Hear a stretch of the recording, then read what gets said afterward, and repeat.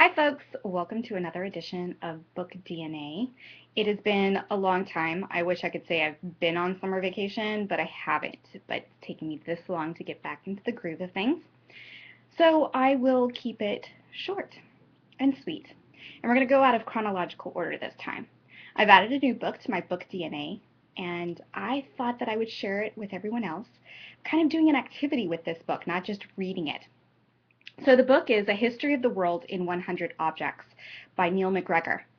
And it's a book that I have been reading with my soon-to-be 9-year-old daughter.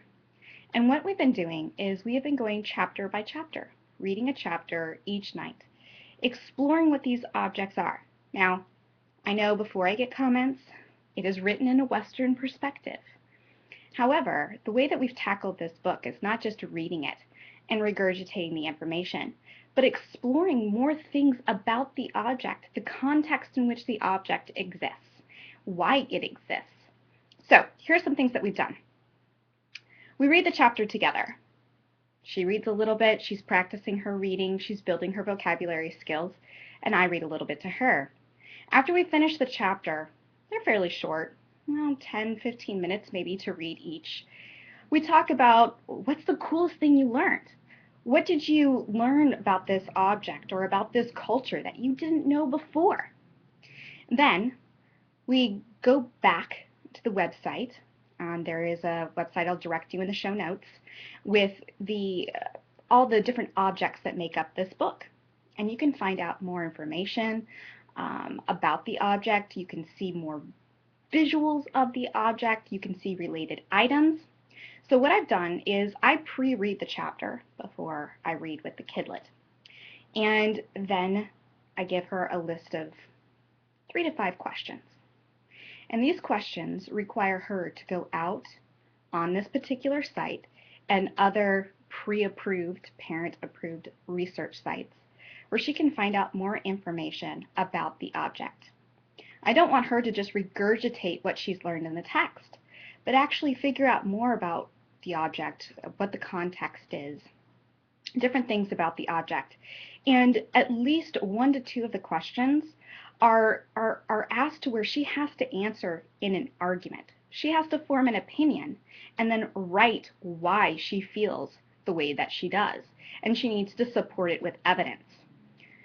So I know she's 8 going on 9, but these are invaluable skills that no matter what your age, making an informed decision, being able to form an argument, to form an opinion and back up with resources is incredibly important.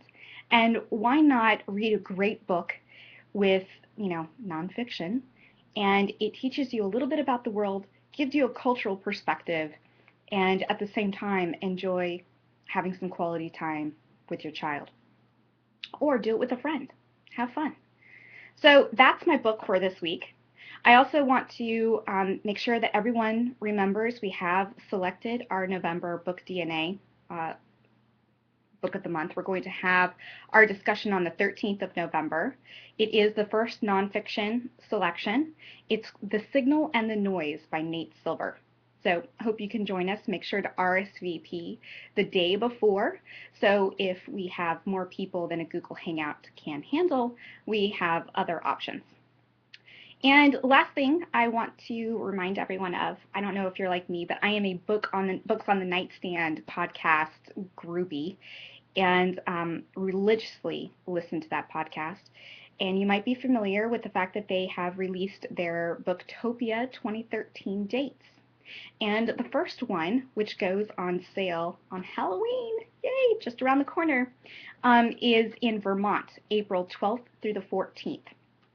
So I'm thinking road trip. Anybody in the New England area who wants to chill out after South by Southwest and go with me on a road trip and meet some authors and great people and the folks behind the Books of the Nightstand podcast. So thank you very much. I'll see you next week with another Book DNA selection.